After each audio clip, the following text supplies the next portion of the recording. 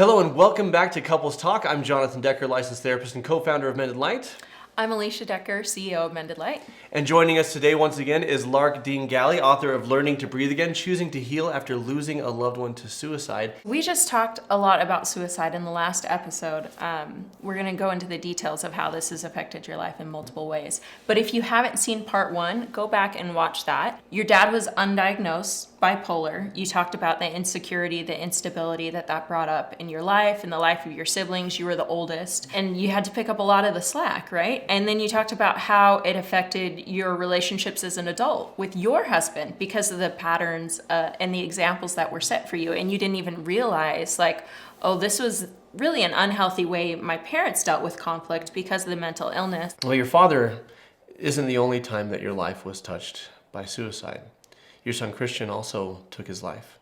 And I know that's had a tremendous impact on you and a shift in your life mission. And so I look forward to having that conversation with you today because I think there are a lot of people at home who need to hear what you have to say. So you were an adult when you lost your dad to suicide, and that's like almost 8 years. Yeah, almost 8 years ago, and it was a breaking moment. The sad part is I knew that at some point he was going to take his life. He talked about it. We had a conversation about it every few months. He would bring it up. He had DNR tattooed on his chest. That stands for Do Not Resuscitate. Wow. Tattooed on his chest. Not that it helped because the paramedics did try to resuscitate him, and I can talk about that in a minute, but he was doing unhealthy, unsafe behaviors.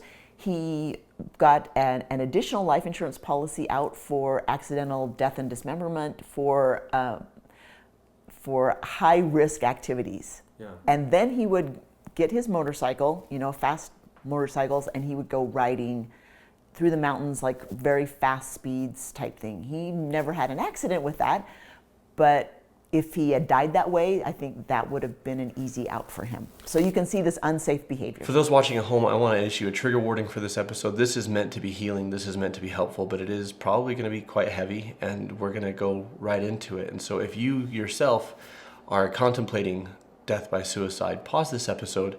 There's a number right here on the screen for the National Suicide Prevention Hotline.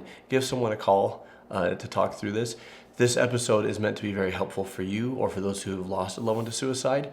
But if you find yourself triggered, it's okay to pause and get some help or engage in some self-care, talk to your therapist, or watch this with a family member. So thank you. And you're right to say that because, as a child of a parent who took his life by suicide, very angry, right? And as I mentioned in the last episode, I did not realize how his death was going to impact me. 5 months of like in a dark hole, not knowing what I was doing or going through the day. And I look back and I have a dark hole for 5 months. I don't remember that. And so just seeing my father over time, he would try to get help. He would try to find the right medication. It didn't always work. He would go off medication, go on, and then to see his siblings struggle, to see my cousins, and to see several of my brothers and sisters struggle with it.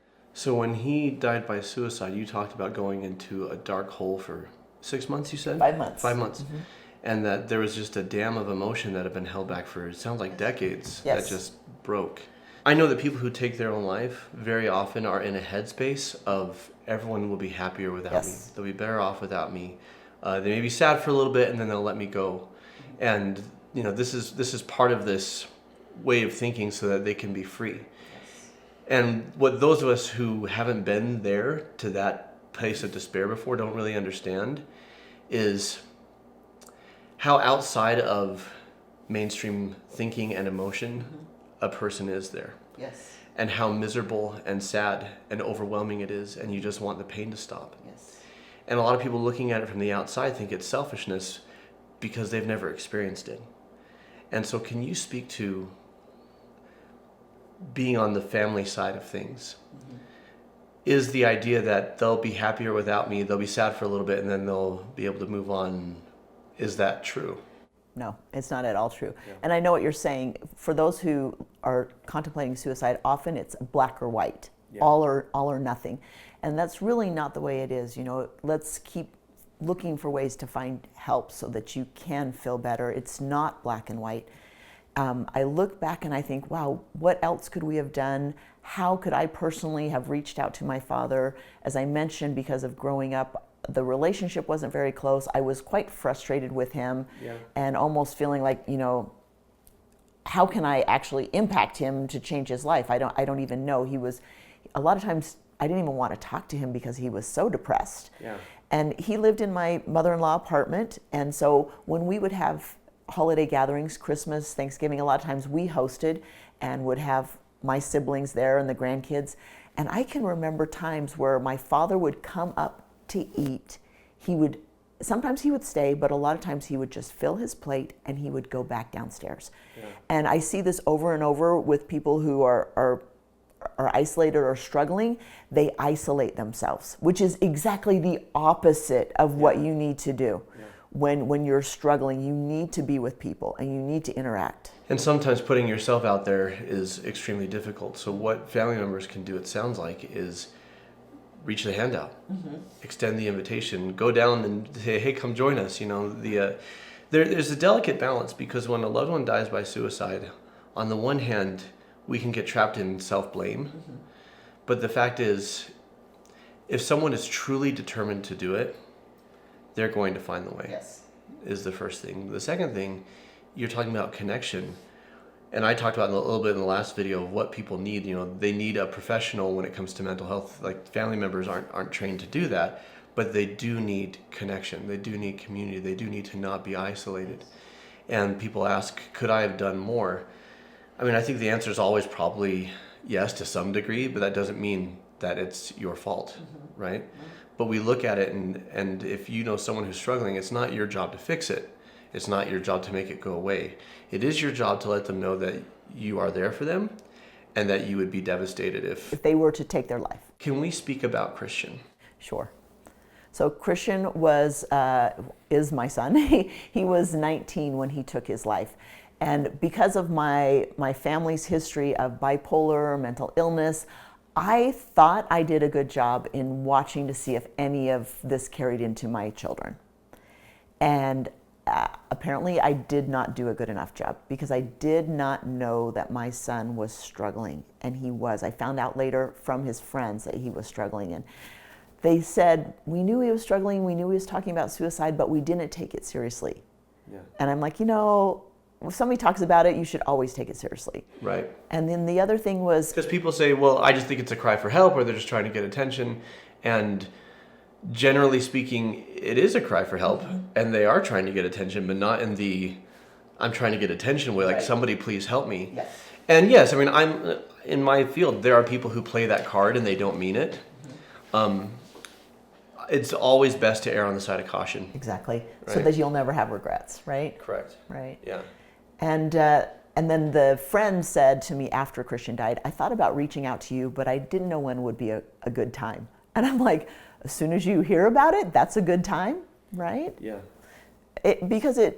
I looked at that and think, okay, we might have changed things.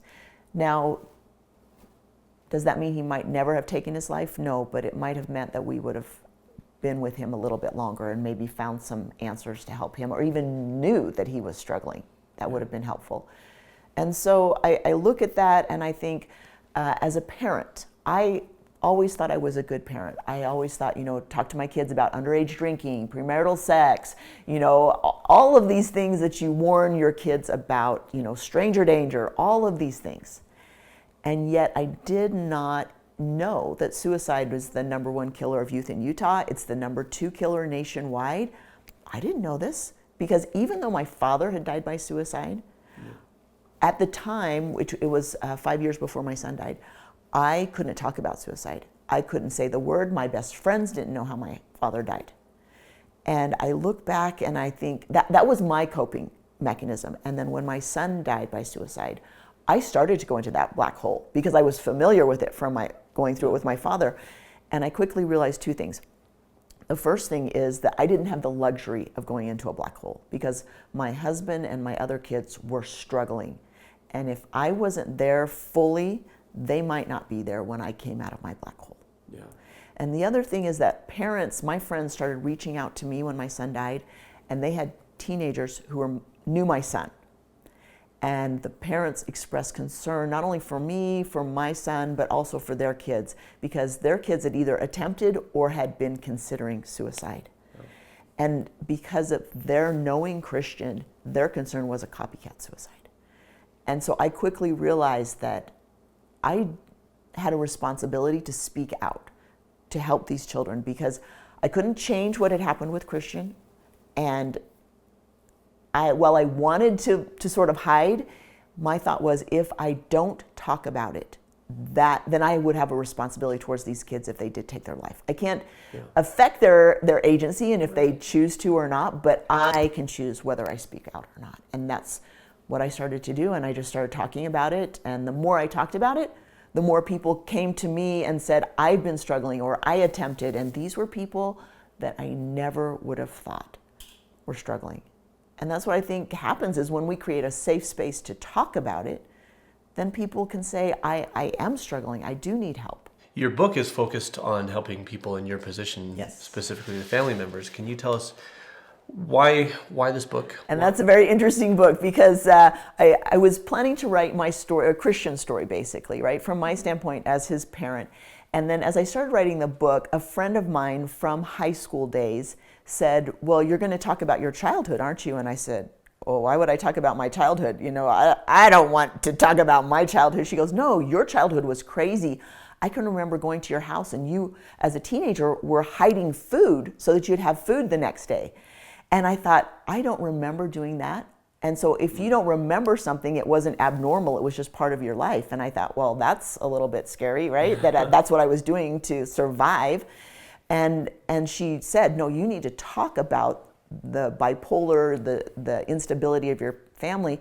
That helped in being able to write that story, because then I could see this pattern happening with my father, and then how I as an adult tried to cope with the instability from my youth. I became even more strict. Yeah, you were very structured, very Yes, rigid. very rigid. I mean, because we've been friends for years. I never met Christian, but you talked to me about Christian, and having those personal conversations with you, and then in reading your book, like I can see like all the things you did with your personality type, but also creating structure and stability because you had none, right? And that was your saving grace, right? Was doing That's that. how I coped. Right, was doing that for yourself, and then raising kids with trying to cope, right, with your structure and stability, and them not having those same needs and not understanding why you have those needs. And while each of our stories is, like, my story is nothing like yours, I can relate to that. Like, I can relate to, here's the challenging thing in my life that happened, and then here's how I coped with it, not even knowing that this is how I coped with it, and then this is the ripple effect those coping mechanisms had. Being in a place where you can be aware of your individual needs, having the awareness, oh, here's what my loved ones' needs are, my spouse, my children, and then how do we meet both of those needs? And it's challenging and it's a struggle, but I love what you said in episode 1. It was just a small moment, but you said, I think we need to give each other grace. And that's I think that's always the place where we start with ourselves, right? Because so often there's so much internal judgment of, I could have done something different. I could have done something more. How could I not see, that even these were my coping mechanisms and how it affected other people?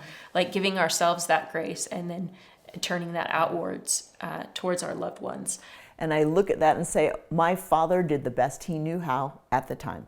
Yeah. I did the best I knew how at the time. My son did the best he knew how at the time. And being able to allow grace, and that's the one thing I think the blessing from this whole situation with my son is that I'm less judgmental. I'm more apt to give people grace in that, allow them to be wherever they are in their journey. Well, and people need that. People need acceptance. People grow and change. We often think, well, if I just accept people, then they're not going to get any better and they're not going to make changes. They just think they're great just the way they are. But the fact is, when people feel respected and loved, my mom used to say, the whole you catch more flies with honey than vinegar. But also I saw a plaque one time that said, "Be the man your mom thinks you are." Right? Just the notion of people rise up to the expectations we hold for them. That type of positive reinforcement that comes with, you are good enough as you are enough as you are. You know, being more, learning more, having greater capacity will just bring you more joy, and I want that for you. But you don't need to do it for me to accept you. And I think as parents, that's exactly our role. Before, I always felt that if my children don't succeed in life and become these wonderful, fabulous people that change the world, then I have failed. And I put a lot of pressure on myself. And now I realize that as a parent, my job is to accept and love them no matter what. No matter what. And I've changed the way I parent from before my son died to now. Yeah, how so? So before, it was very strict. We're a military family, and it was like the kids had curfew, and my husband was right there. And if they were 1 minute late, you know, they were grounded for 2 weeks. I mean, he would be there with the clock watching them, you know, and wow. it was very strict. If they did something that maybe I did not think was for their highest and best, they would hear about it, and maybe there would be repercussions, right? Yeah. And so they're, my adult daughter, she's now 21, but a year ago she joined the military. She's a combat medic. She came home, and shortly after coming home from her basic and her annual training, she had a tattooed on the side of her foot, which normally that would not have gone down. I mean, she's living at home, so it would not have gone down in the Galley household, right? And I looked at that and I just said, well, you know what, honey? You've always loved the mountains. It's, you know, as a picture of the mountains. You've always loved the mountains, and good for you. And I didn't. I bet she was shocked. Yeah, she probably was. I didn't even feel like this, any like pain inside my heart, like, oh my goodness, you know, there's a slippery slope, you know? Yeah. And it's her life. She's going to choose what she's going to do, right? Yeah. There's always something worse, and that something worse is suicide, which, you know, we've had this something worse. So at this point, you know, what's a tattoo? And then a few months later, she started sporting a belly ring. And I started laughing, and I'm like, yeah, you know, mom's thinking of getting one too. And she was like, oh, please, mom, don't. But it was just one of those things where I could just laugh. And instead of thinking, oh, she's making choices that I might not make, she's doing what she feels good about. And I'm okay with that. Lark, thank you so much for sharing your story with us. And what I find most inspirational is how you showed up in your pain, and you felt that happening this time, and you said, basically, I have a choice, right? Like, I can go into my dark hole, or I can be honest about what I'm experiencing. I can show up and I can support those around me and not minimize your pain, but speak about it honestly and truthfully, and try and support others that are struggling with similar things or have struggled with the same thing. And I think that's truly an inspiration. So thank you so much for doing that. And for those who've experienced trauma in their lives and need some support, we have a free trauma resource in the description below. Go ahead and click that link. We are here to support you. Yes, we are. And we have another video we want to direct you to, Trauma and Sexual Abuse Part 1, that you can check out right here. Thank you so much for joining us. Lark has been talking with us about mental health and about death by suicide. And in our conclusion, we're going to talk about the grieving process. So thank you so very much for being with us. And as always, keep shining. We need your light.